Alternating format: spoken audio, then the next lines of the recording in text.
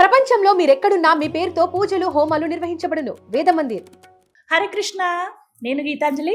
సుమన్ టీవీకి స్వాగతం. రాబోతున్నది పాండవ నిర్జల ఏకాదశి. మరి ఈ ఏకాదశిన ఎలా మనం వ్రత నియమం పాటించాలి, ఆహార నియమాలు ఎలా ఉంటాయి? నిర్జల అని ఉంది అంటే మనం మంచినీటిని కూడా తాగకుండా ఈ ఏకాదశి వ్రతం చేయాలా? అంటే సాధారణంగా చూస్తూ ఉంటాం, ఒక్కొక్క ఏకాదశి ఒక్కో పేరుతో వస్తుంది, ఆ ఫలితం కూడా మనకు అందులో ఉంటుంది. మరి ఈ ఏకాదశి వ్రతం పాటించడం వల్ల ఎలాంటి ఫలితాలు వస్తాయి, ప్రత్యేకంగా విశిష్టత ఏంటో మాట్లాడుకుందాం. వివరించబోతున్నారు అందరూ ఎంతగానో ఎదురు చూస్తున్న వీడియో. మనతో పాటు ఉన్నారు ఇస్కాన్ నుంచి ప్రణవానంద ప్రభుజీ. మరి వారిని అడిగి తెలుసుకుందామా? హరే కృష్ణ ప్రభుజీ. హరే కృష్ణ. ఏకాదశి ఎన్ని రిక్వెస్ట్లు వచ్చాయో ప్రభుజీ గారిని అడగాలి, ఎలా చేయాలి, మేము పాటిద్దాం అనుకుంటున్నాము, ప్రారంభిద్దాం అనుకుంటున్నాము 24 ఏకాదశులు అని చెప్పి అడిగారు. అందులో భాగంగా రాబోతున్నటువంటి ఏకాదశి గురించి విశిష్టత, అలాగే అసలు ఎలా పాటించాలి, ప్రత్యేకత మాట్లాడు. సంవత్సరంలో అన్ని ఏకాదశులు మనం నిర్జలు ఉండలేకపోతాం. సఫల లేదా సజ్జల, ఇలా కొంతమంది పాలు పండ్లు తీసుకొని ఏకాదశి ఉంటారు, కొంతమంది నీరు తాగి ఏకాదశి ఉంటారు, కొంతమంది ఏకాదశి యుక్తమైన ఆహారమును స్వీకరిస్తూ ఉంటారు. అంటే కొన్ని రకాల మిలెట్స్ అని అంటారు, వాటిని సాబుదానా, ఇలాంటివి వారి వారి పరిస్థితులు, వాళ్ళ ఆరోగ్యాన్ని దాన్ని బట్టి. కానీ సంవత్సరం మొత్తము నిర్జల ఉండే ఫలితం కానీ కావాలి అంటే ఇప్పుడు వచ్చే 25వ తారీఖు వచ్చే ఏకాదశిని పాండవ నిర్జల ఏకాదశి అని అంటారు.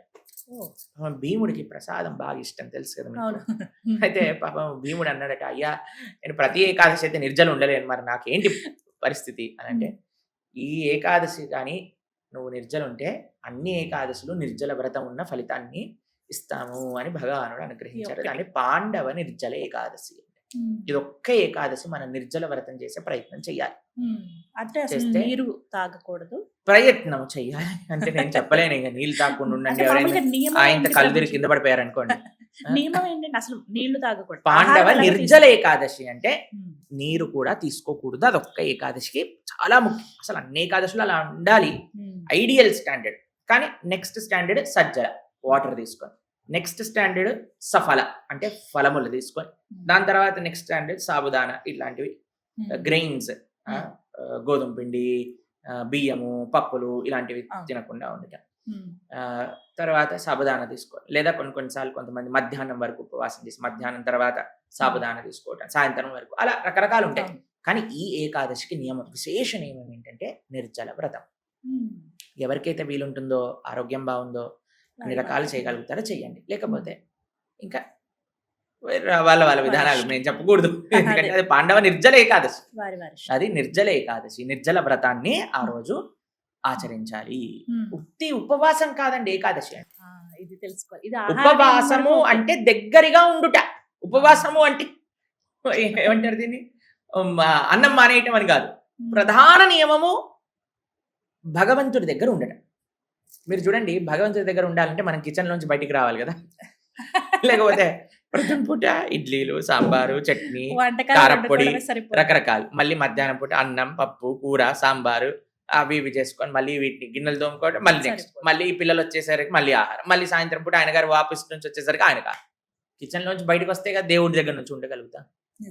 కాబట్టి ఉపవాసము అంటే దేవుడికి దగ్గరగా ఉండటం. అంటే కేవలం ఆడవాళ్ళు చేయాలా ఉపవాస వ్రతము? అసలు పూజ ఎవరు చేయాలి, భక్తి ఎవరికి కావాలి? ఫస్ట్ మగవాడికి కావాలి. ఇంట్లో ఆరాధన ఎవరు చేయాలి అంటే ఇంట్లో ఉండే పురుషులు చేయాలి. భక్తి ఎవరు చేయాలి అంటే ఇంట్లో ఉండే పురుషులు చేయాలి. ఇది అన్నిటికంటే ఇంపార్టెంట్ నియమం ఏంటంటే, మగవారి లోపల మనకి కొద్దిగా ఆధ్యాత్మికత తక్కువగా అనిపిస్తుంటుంది. ఏదో పూజ పునస్కారాలు అంటే ఆడవాళ్ళ పని అని ఒక రకమైన విషయం సమాజంలో నడిచిపోయింది. కానీ భగవంతుడి యొక్క కృప కేవలం మీ భార్యకు వస్తే సరిపోతుందా అంటే కాదు కదా, అందరికీ రావాలి. ఇంటి పెద్దకు వచ్చింది అనుకోండి, అందరికి వచ్చినట్టు. కాబట్టి మగవారు చాలా ఇంపార్టెంట్. ఆధ్యాత్మికత చేతన అనేది పెంచుకోవాలి, చాలా ఇంపార్టెంట్. కాబట్టి ఏం చేయాలి, ఇంటిల్లిపాది ఆ రోజు పాండవ నిర్జల ఏకాదశి రోజు చక్కగా భగవంతుడిని, స్వామిని ఆరాధన, తులసితో అర్చన. ముందు రోజే తులసి తీసుకొని చక్కగా తులసితో అర్చన, విశేషమైన క్షీరము అలాంటివి నైవేద్యం పెట్టి, దాని తర్వాత భగవంతుడికి చక్కగా పూలమాలగా అలంకరణ చేసుకొని, భగవంతుడి యొక్క నామజపం చేసుకొని, ఆలయానికి వెళ్ళి స్వామి యొక్క దర్శనం చేసుకొని, గోవుల దగ్గరికి వెళ్ళి గోవుల యొక్క సేవ చేసుకొని, ఇట్లా భగవంతుడి గురించి వింటూ, భగవంతుడి యొక్క నామస్మరణ చేస్తూ, భగవంతుడి యొక్క ఆరాధనతో గడపడమే ఉపవాసం. కాబట్టి ఈ ఆపర్చునిటీ ఎవరికైతే శక్తి ఉందో అస్సలు మిస్ కాకూడదు. పాండవ నిర్జల ఏకాదశి తప్పకుండా చేయండి. పాండవ నిర్జల ఏకాదశి కాకుండా అన్ని ఏకాదశి వ్రతం ఉండడానికి ప్రయత్నం చేయండి. ఏకాదశి వ్రతం ఎందుకు ఉండాలి, ఏకాదశి వ్రతం ఎలా ఉండాలి అని ప్రణవానంద దాస్ ఛానల్లో 2 వీడియోలు ఉన్నాయి. అవి తప్పకుండా వినండి. చాలా మంది వినారు. ఎందుకంటే ఏకాదశి సరైన జ్ఞానం లేదు. అంటే పాపం చాలా చాలా రకరకాల వర్జన్స్ ఉన్నాయి.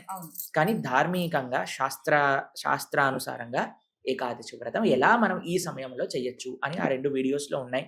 అని తప్పకుండా వింటే అన్ని విషయాలు ఏకాదశికి సంపూర్ణమైన విషయాలు తెలుస్తాయి. కానీ ఇప్పుడు వచ్చే ఏకాదశి పాండవ నిర్జల ఏకాదశి చాలా ముఖ్యమైన ఏకాదశి.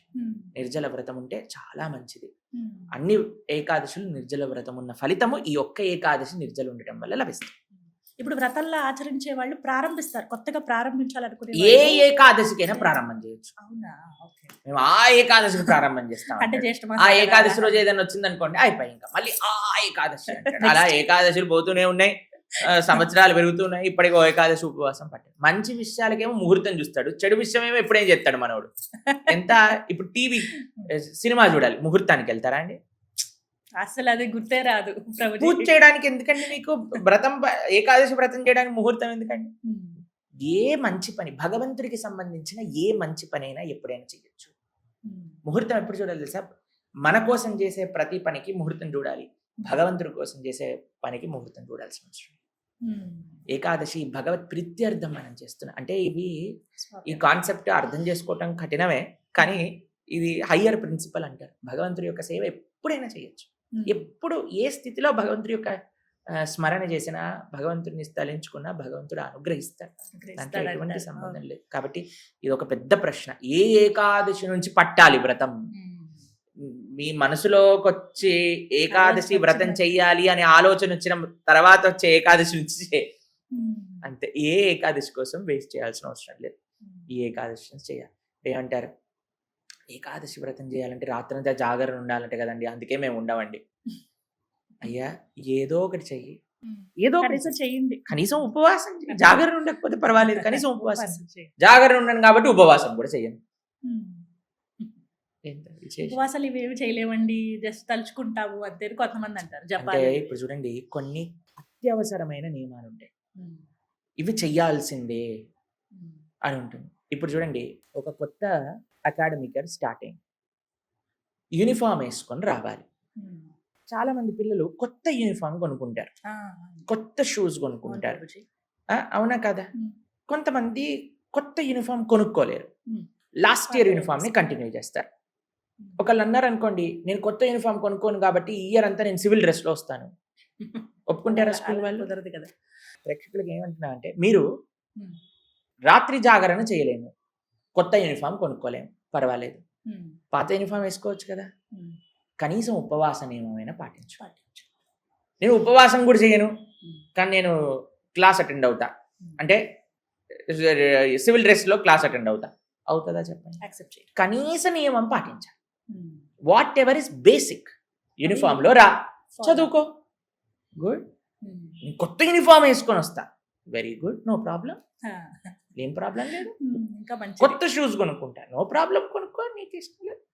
నేను రాత్రంతా జాగరణ చేస్తా, ఓకే. భగవంతుడి యొక్క జపం చేస్తూ సినిమాలకు వెళ్ళి గట్రా చేయకండి జాగరణ. ఎందుకంటే మనం ఏదైనా చెప్పామనుకోండి, జాగరణ ఉండమన్నారు, సరే ఏం సినిమా చూద్దాం, రాత్రంతా అని సినిమా చూసి పాపం వస్తుంది, పుణ్యం రాదు. కాబట్టి రాత్రంతా భగవన్ నామస్మరణ చేస్తూ జాగరణ ఉంటావా, వెరీ గుడ్. లేదండి, కనీసం ఉపవాసం, అట్లీస్ట్ యూనిఫామ్ వేసుకో అన్నట్టుగా అట్లీస్ట్ ఉపవాసం ఉండి భగవంతుడి యొక్క నామస్మరణ చేయి. ఎలా ఉపవాసం చేస్తాం? నిర్జల చేయగలిగితే నిర్జల చేయి, సజ్జల చేయగలిగితే సజ్జల చేయి, సఫల చేయగలిగితే సఫల చేయి, లేదా సాబుదానా ఇత్యాది కొన్ని నియమాలు ఉన్నాయి. అవి ఆ వీడియోలలో ఉన్నాయి, చాలా పెద్ద లిస్టే ఉందండి. దాని ప్రకారంగా సాంప్రదాయ అనుసారంగా చేసుకోవడం ప్రయత్నం. చాలా చక్కగా చెప్పారు. మోస్ట్ రిక్వెస్టెడ్ వీడియో ఇది ఏకాదశి కోసం. హరే కృష్ణ. హరే కృష్ణ.